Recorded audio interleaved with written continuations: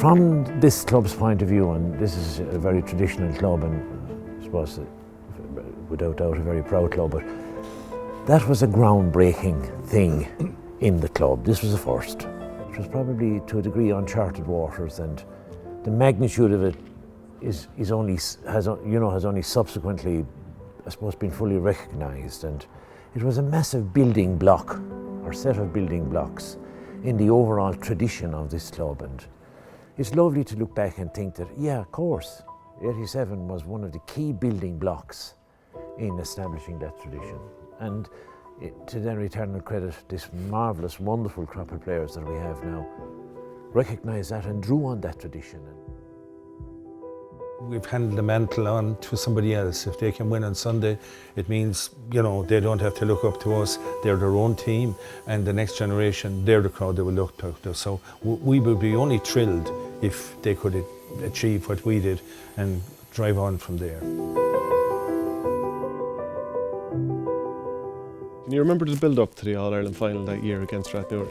Yeah, people began to realise that, good Lord God Almighty, you know, not alone do we dare to dream, but this thing is going to happen. And it was reminiscent actually of the early days of the association when the local club team represented the county. I remember being very nervous. I think there's a huge pressure on a county player when he's playing in his club. It was the first time we'd ever played in an All-Ireland final as a club, so we only had played one before in an All-Ireland final. So when you were lining out for that game, Noel, did you feel that pressure on top of your shoulders that we need to make this one count? Well, I do recall in the bus going out and saying, lads, you know, the likelihood is we'll never see Croke Park again. If you think about it, it's 26 years since a tip team has played in an All-Ireland final, and that's Timmy. Really? Yeah. You know, 26 years since no tip team, and no tip team has won it since Borris-Ileagh won it last. That's 33 years ago. I mean, it's mind-boggling.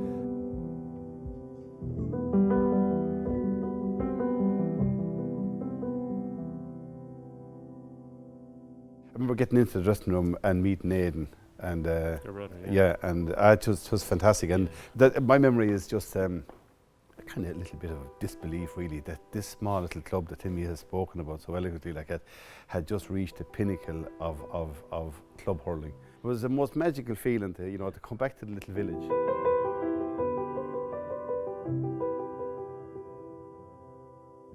Bear in mind these jerseys here from the 1987 final.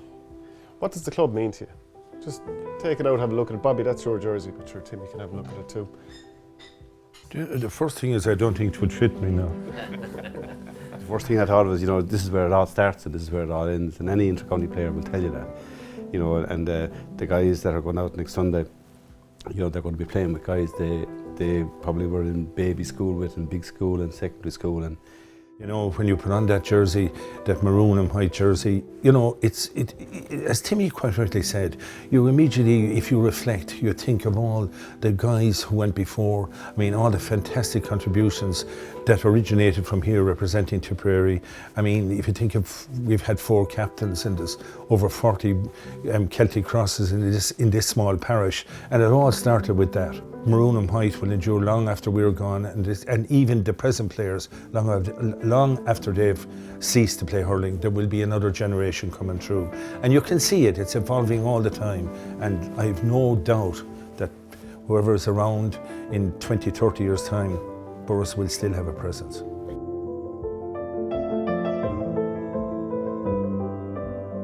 people, you know, often say, you know, the GAA club is the heartbeat of a community, and that's really what you're talking about. I don't know, to answer your question, what our village would be like if we didn't have a GAA club. Timmy, your grandson Jerry Kelly is on the team. What's it like watching him wear the jersey?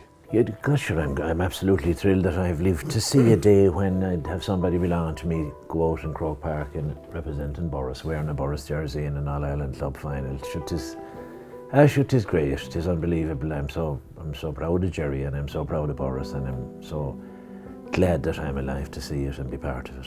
Is it tough to watch your own blood out there? It is cruel, it's awful. I wouldn't wish it on anybody. I'd rather play 40 matches myself. You've a tradition of singing My Lovely Fair Ileagh after big wins, the county final, Munster final and so on. Where did that start for you? The roses perfume scents the air, round in lovely fair I lead. If you want just, you know, it's associated, Noel described it one time as our war song, and I suppose that's as good a way as you could describe it, in that when we win something, or somebody that we hold in high regard that had gone through many battles. I'm thinking of Mick Cohen, I'm thinking of Liam Delaney, and I sang it at their funerals, and most recently I was delighted to sing it on the stand in Thurles when the boys won the county finals. I give us every chance, because it's a two-horse race, and as any of us that have played in All-Ireland know, anything can happen on that day. It is all to do with how you react, and obviously a little bit of luck will play a huge part in it. But to ask me, I've said it earlier on, Borris-Ileigh will fear nobody, and we shouldn't fear anybody. And I think it's a perfect final. Typical Kenny at inter-county level. Now it's typical Kenny at club level. What our team have, they have great heart, they have hunger, they have a loads of skill.